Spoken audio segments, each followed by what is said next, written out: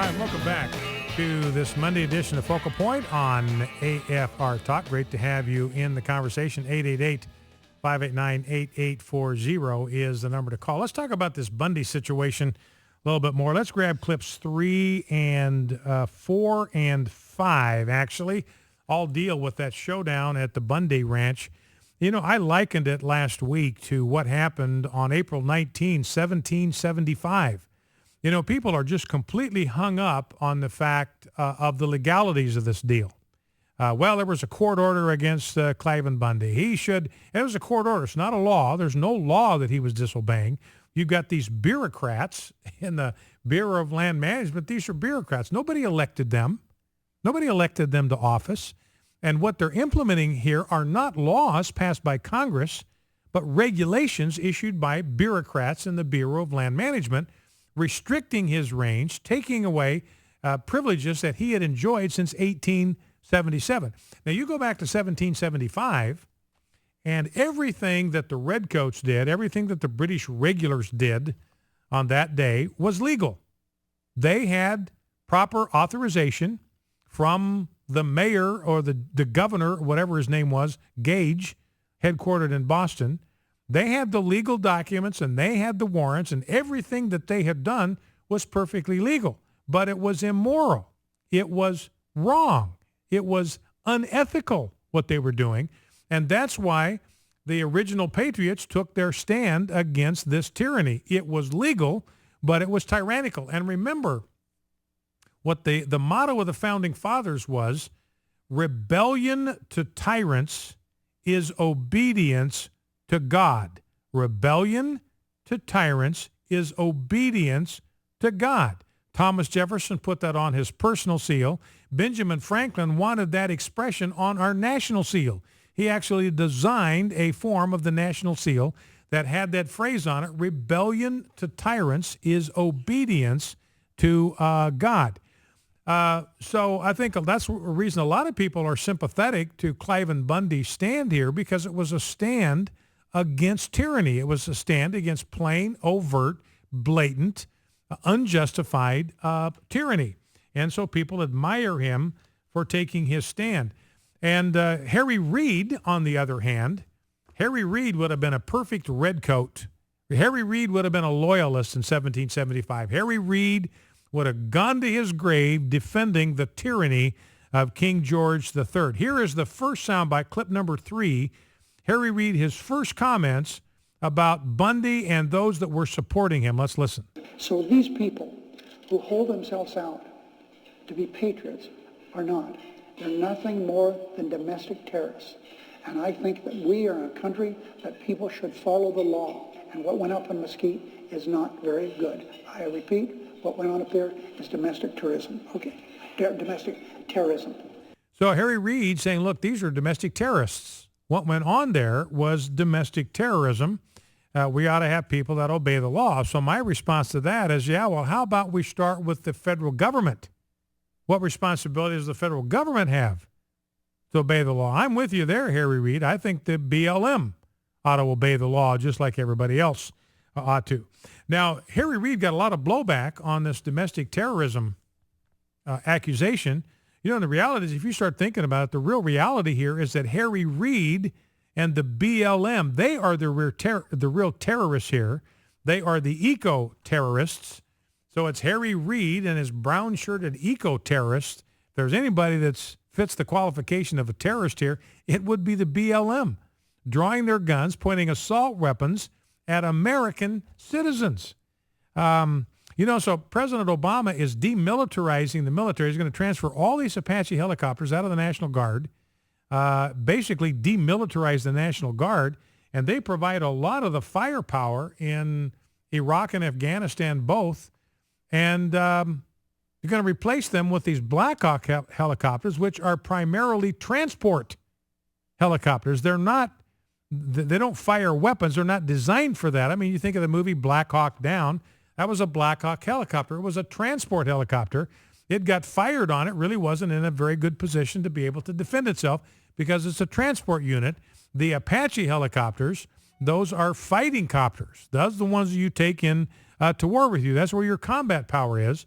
And President Obama is taking them away from the National Guard and transferring them to active duty Army. Well, why do you think that is? I tell you why I think that is. The National Guard are connected to individual states. They're primarily under the authority of the governors of their states. Now, according to the Constitution, the president can commandeer them for purposes of national security. Nobody's questioning that.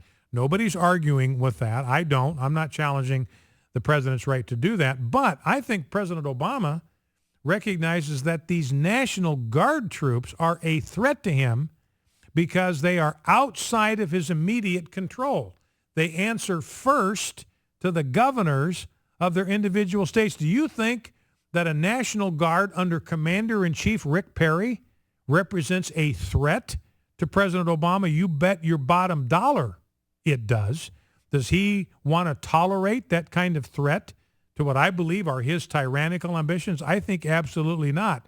So I think the reason that he's demilitarizing the National Guard units is that he perceives them as a greater threat to his tyrannical purposes than he does the conventional army, because he's the commander-in-chief of the Army all the time. He's only the commander-in-chief of the National Guard when he summons them, commandeers them to go to battle, go to war in our interests of our national security. So there's an independence there that I think is enormously threatening to him. He does not want them to have combat power. He's fine with them having transport power as long as his army's got all the Apache helicopters. So that's what I think, is going on there. So he's disarming the National Guard, demilitarizing the National Guard. At the same time, he is ramping up the armoring of these bureaucrats. I've got a story here today. There are 120,000, listen to this, 120,000 full-time bureaucrats, and I use the word bureaucrats advisedly, intentionally, 120,000 full-time bureaucrats. These are not members of the United States military that are authorized to carry guns and make arrests. You've got the drug and the DEA. You can kind of understand why they might want to carry guns. Federal Bureau of Prisons, you can understand why they want to carry guns.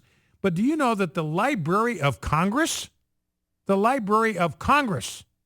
has people armed to the teeth. The Federal Reserve Board has people armed to the teeth. The Environmental Protection Agency has people armed to the teeth. So at the same time, and President Obama at one time, I remember that he was talking about his commitment to create a, quote, civilian national security force, a civilian national security force. That's what you were looking at out there at the Bundy Ranch.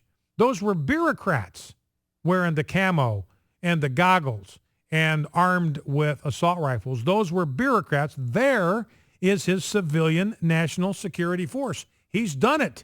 He's arming these bureaucrats, U.S. Fish and Wildlife. So he's got his civilian national security force because they're not subject to military command. They're subject to him as a law enforcement agency. So I think this is actually quite alarming what we're seeing happen here. And these BLM, you talk about people trashing the desert and the habitat. I mean, they were trampling these desert tortoise burrows. Here, this whole thing is about protecting the habitat for the desert tortoise, and they're driving their SUVs and all that kind of right over the burrows, just trampling and shredding and collapsing habitat for the desert tortoise. So again, that's just to me an excuse for the land grab.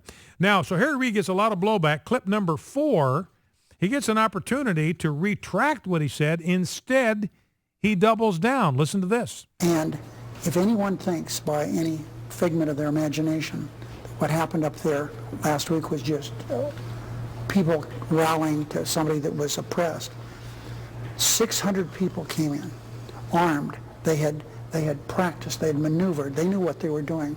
They set up snipers in strategic locations with sniper rifles. They had assault weapons. They had automatic weapons. And they boasted about the fact that they put women and children. In fact, one retired sheriff from Arizona most of the heat, but women and children, so that they would get hit first. So 600 people. If there were ever an example of people who were domestic violent terrorist wannabes, these are the guys. And I think that we should call it that way. And I would suggest that in reality, it's Harry Reid and the BLM Brownshirts that are the real domestic terror threat. I mean, we came very, very close to bloodshed out there on the Bundy Ranch where BLM bureaucrats armed to the teeth were going to fire on our own fellow citizens. Now, clip 5, this is Chris Hayes interviewing Assemblywoman Michelle Fiore. She's from Nevada, and he's trying to drill down on this deal where so many patriots came to the Bundy Ranch to stand with Cliven Bundy, and here's how their exchange went. Questioning why the heck the federal government felt the need to come in armed to collect an unpaid bill. I mean, that was pretty bold and blatant. I mean, generally when our federal government comes in armed, we're expecting a bigger problem, maybe terrorists crossing the border, not an unpaid bill. So Nevada and Nevadans and people across America stood together and basically made a loud and clear statement that we will not allow governance by gunpoint ever. We will not allow governance by gunpoint ever. You know, and she just turned Chris Hayes into a pretzel in that interview. You know, and she says to him at one point, you got an unpaid bill. So he's got an unpaid bill, a couple $100,000. It's an unpaid bill. So she says to Chris Hayes, do you want people with sniper rifles and SWAT teams coming to your house, pointing assault rifles in the faces of your wife and your children for an unpaid bill? And he says, no, I don't want that.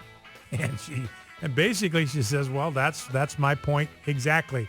Focal Point AFR Talk, 888-589-8840. By the way, you might have seen this. President Obama has decommissioned 2 critical mission programs, the Tomahawk missile program and the Hellfire program, and he has no missiles to replace them. So for the next 10 years, our military is simply going to be without the Tomahawk, which can fly under the radar and hit specific targets. Back in 2.